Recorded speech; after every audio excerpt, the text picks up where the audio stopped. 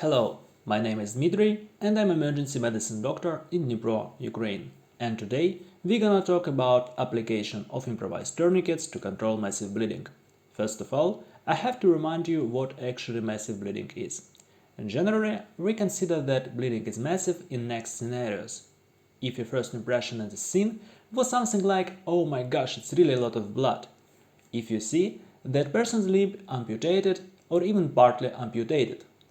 If person's clothes are remarkably soaked with blood, or if other ways of bleeding control, like direct pressure or bandages, failed, and if person who had bleeding now is unconscious.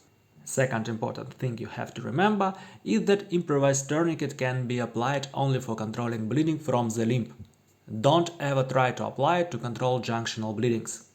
And last but not least thing to remember is that we can use self-made tourniquets only if commercial ones are not available, so if you have commercial tourniquet, it has to be applied immediately. We suppose that best material for self-made tourniquet is some kind of cloth, so you can use towel or sheet or even your own t-shirt, etc. It's also very common to use belt for purpose of bleeding control, and it's also acceptable variant. But you always have to follow one simple rule. Material has to be wide enough. So don't ever try to use wires or other narrow stuff, because by using it, you less likely stop the bleed and more likely make harm like skin or nerve damage. Generally, all kinds of tourniquet should be applied 5 cm above the bleeding site if it's visible. If you don't sure where exactly is the wound, you should simply apply tourniquet as high as possible. But at the same time, don't ever apply tourniquet over joints or pockets if they are not empty. In the first example, provider uses piece of cloth without any kind of windlass to stop the bleed. This method can be used for bleedings from forearms, but it works pretty well only in persons with thin hands. Please note that you always have to check the effectiveness of applied tourniquet. Tourniquet is considered effective if it stopped bleeding and if you can't feel pulse on vessels below tourniquet. And don't forget to write down the time when you applied your tourniquet. You can write it even on the skin of injured person, but this inscription should be in some nicely visible place.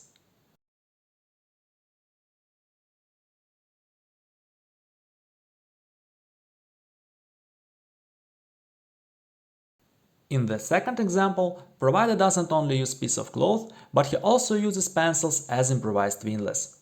You can use few pencils or pens or some pretty thick stick as a windlass, but again, it should be thick, because otherwise it can simply break while you will twist it.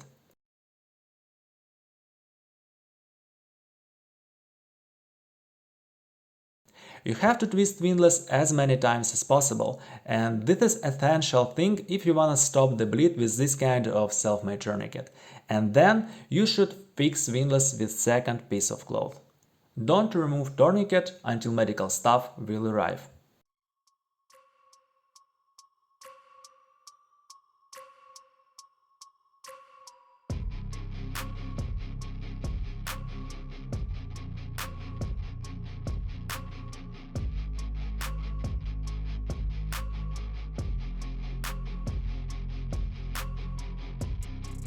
So, that's all for today. It's our first video in English ever, and we will be unconditionally happy to see your support, so hit the subscribe button and feel free to write something in the comment section below. Goodbye!